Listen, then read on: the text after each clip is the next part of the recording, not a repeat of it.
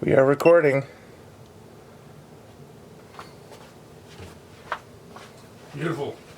Let's do this.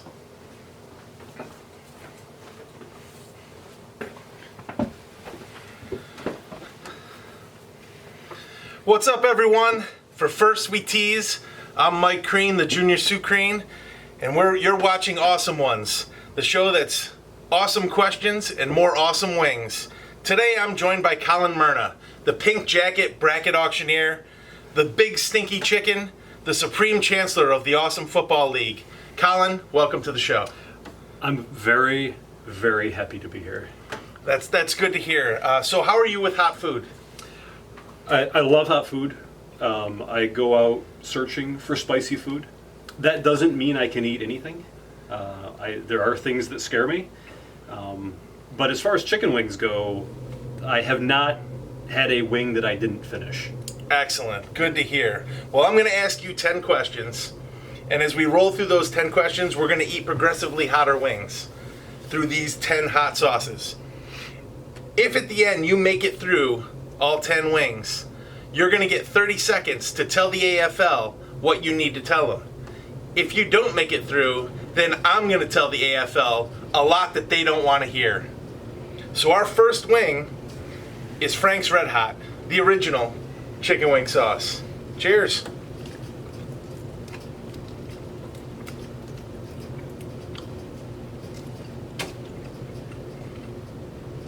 So, 27 seasons of the Awesome Football League down, and number 28 is happening this weekend. Grungy has 5 titles. Does that make him the GOAT? Does the multi-platform of season 28 put the winner automatically into that conversation? And who else should be in that conversation? So that's a question that I have thought about before. I cannot see, even though I don't want to, I can't see myself not calling Grungy the GOAT. It's not just the championships. There have been players as good as Grungy. There have been players as entertaining as Grungy. There are players that have spent as much time on the AFL, that have played as many seasons. But Grungy's at the top of the category for all of those. He's done it all. And even the Awesome Bowls that he hasn't won, he's been to 9. Nobody else has been at the top of every single category that you can think of in the AFL. And although it really makes me upset to say it, I would say that Grungy is the GOAT, and I don't see anyone challenging him right now. This one season, even though he can't attend, no one's gonna take his crown on that day. It's not possible. Well, I'm sure he'll be happy to hear that. Everyone else probably isn't. I'm not. So, not only does your league play video games, but many in this league are athletes. They play basketball, kickball, wiffle ball, the important ball games, and golf. If you were to come up with a dream AFL foursome for a multi-sport event, who would that be?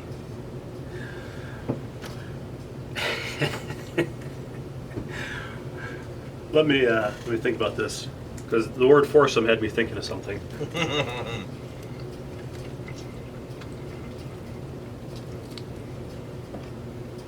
Besides Coach Z being a bottom? Okay, so Coach Z is in my foursome. And it has, I'd say it has more to do with the nose. Thinking about where he could stick that thing. Obviously, I'm in the foursome because there's a lot of hot dudes in the AFL. I'm gonna say Rico, because he is one person that I have previously enjoyed an extended open mouth kiss with, and so that's not a level of discomfort that we have to get past. We could basically just get right to it. And yeah, I was tempted to say Barney because big fan of the furries, but I'm actually going to go with an old school AFL player. I don't know if you ever met Boner. I don't think I've met Boner. Just so somebody could say, "Pass me the boner." Excellent. Excellent. Well, our next sauce is El Yucateca. And one of the things about your league is it has personality more than just players. So, could you give me who your 5 top entertainers are, whether they be heels or just funny people that are in the league? Entertainers. Entertainers.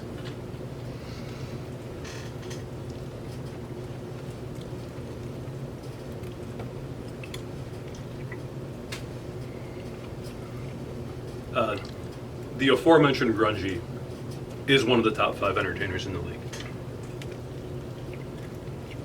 Part of what makes him the GOAT. Very important to be not only a player in the league, but to be active on the boards. As important as the championships. Excellent.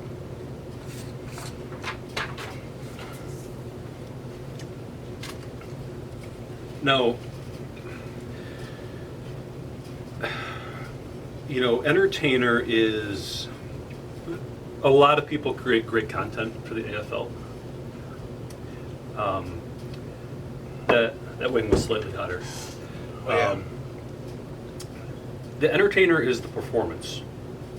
And for that reason, 2 and 3, I'm going with Z and Captain Don. These guys are pot stirrers. There's always a, when an argument's at level 5, they will recognize that and they'll immediately go to 8 for no reason. Well, there's a reason. There's a reason. Yeah. Grungy, Don, Z, people that create great content. BFH is in there, Kane is in there, T-Bone is in there, Ciro was a good entertainer, Rico is hilarious. Paul provided good content when he won games. But I'm actually going to have to go with the guys that have done more of the media content.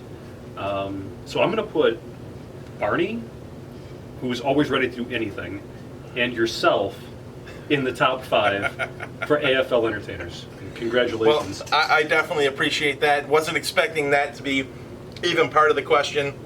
I will say that our next sauce is called Pain is Good, and a lot of people think that's my picture. It's not.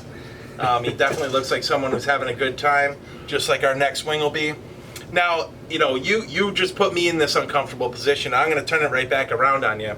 I know you would normally hesitate to talk about yourself when it comes to the AFL because you run things and don't really think about yourself as a member of the league. But when you don't have your Chancellor hat on, or your pink jacket in this case, what are your best contributions, you think, and who else in the league has added contributions that really positively impact the league?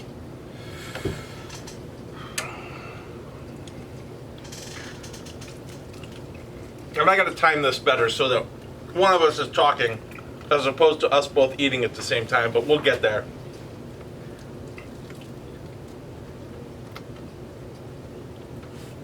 As I start to ask my question next time, I'm going to make you start to eat.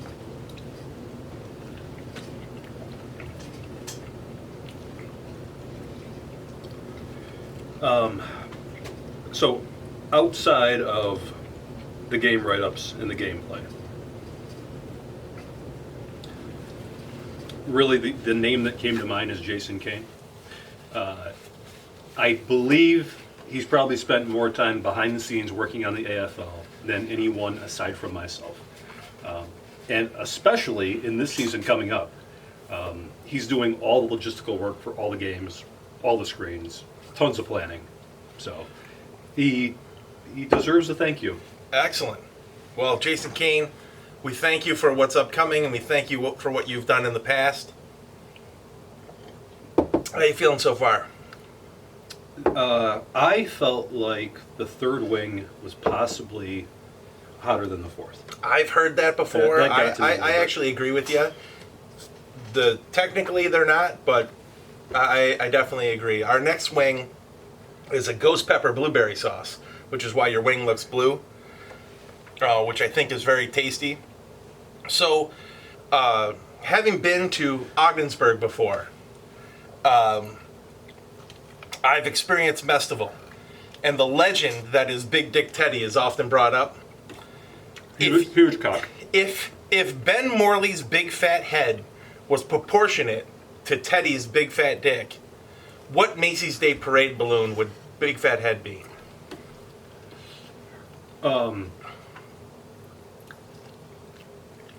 With all due respect to Teddy's cock, Ben's head is as big proportionally, and Ben's head is a Macy's Day float. We don't need to compare it to something bigger. I haven't seen a balloon in the parade as big. That is fantastic. So, our next sauce is called Rogue High River Sauces, Rogue One.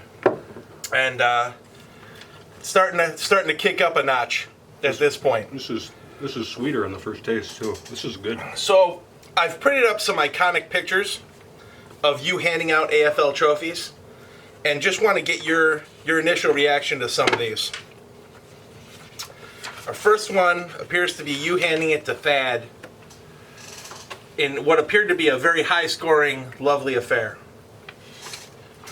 First reaction is when I was mentioning people who provided good game content, good write-ups, I meant to say Thad as well. Thad has wildly entertaining write-ups. The next one I've got for you is you handing the trophy to Grungy. And to me, the more important thing is where you are. Yeah.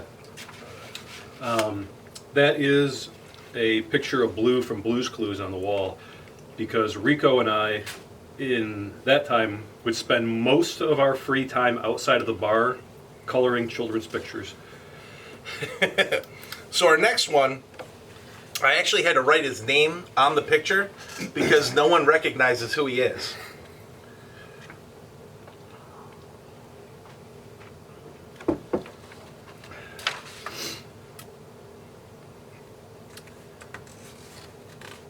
First reaction is I think that's a J-Mac bobblehead in the background. Fantastic. And lastly, you were presented a trophy, not for a win, but just for your contributions to the AFL. What hits you most about that picture? I'm pretty sure it was Paul Irwin that had put in a lot of work on that trophy, and I still have it, and I love it. And I already knew, I think I understood how much everyone appreciated the AFL, but I did enjoy that day. And also, as we were getting ready for this this one-day old-school video game tournament, it got me to thinking that the father-son AFL tournament that I've talked about for a long time is probably not that far away. Oh, that'd be fantastic. Daughters included, of course. Father, son, and daughter AFL tournament. That would take us definitely to a new level, no doubt. How you feeling? Good? Working our way through? Now is the time when everyone always mentions that things kind of get kicked up a notch. Our next sauce is Pain 100%. I notice you're finally going for the water instead of the beer. No worries. It's always good stuff. The one thing often done on this show is a deep dive into someone's photographs. And we don't have Instagram, you and I both, but we do have Facebook. So I grabbed a couple Facebook images off of your Facebook. Let me start out with this one, which I feel is obviously an AFL classic. What are your thoughts?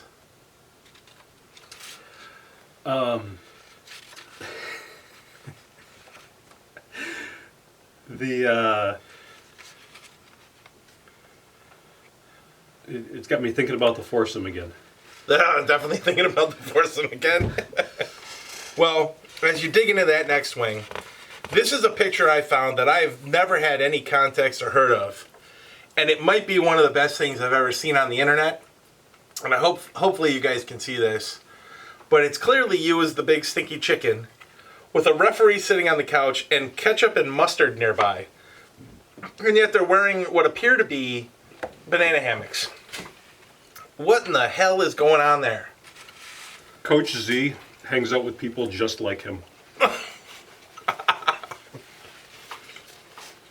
Well-adjusted, very hetero-neutral.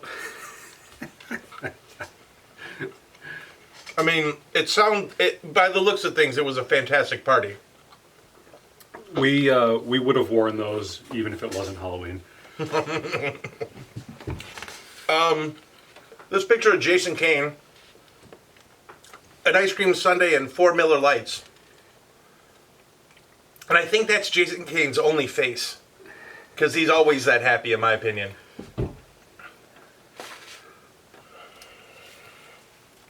So, you think of the quest as like football, partying, and beer. There's so much more to it. We pound massive ice cream sundaes at 7 a.m. in the morning. And and that's just business as usual. Well, that sounds perfect. And this last picture might be my favorite. Could you give some context to what might be one of the greatest potential pranks pulled in this group of AFL assholes history? So the plan was that Rico's fake tattoo would go on. A tattoo that he had hinted he was really going to get anyways. And that his fiancée at the time would not find out until Sunday or Monday, 3 days later after the weekend. When this got released on Facebook, I believe he had to call her in under 20 minutes to save his upcoming marriage. Well, he managed to save it. By the sounds of things, maybe not by much, but, an Eli tattoo is always a good idea. That was hot. That one is hot. I noticed you're sweating. I am sweating. And now we're about to get to probably the most feared sauce in the lineup, the bomb. No. And from what I understand, you have some history with the bomb. But if my wife watches this, I want it to be known that I didn't know the bomb was in the lineup coming into this, because I had promised her I'd never eat this again. Well, I'm sorry. I'll apologize to Jamie. Sorry, not sorry. We recently had a problem with a goldfinch who had been attacking our windows, and I had used the bomb. I spread it on the windowsills outside. It immediately got rid of the bird. It never came back again. Well, I hope you come back again. So now that we're getting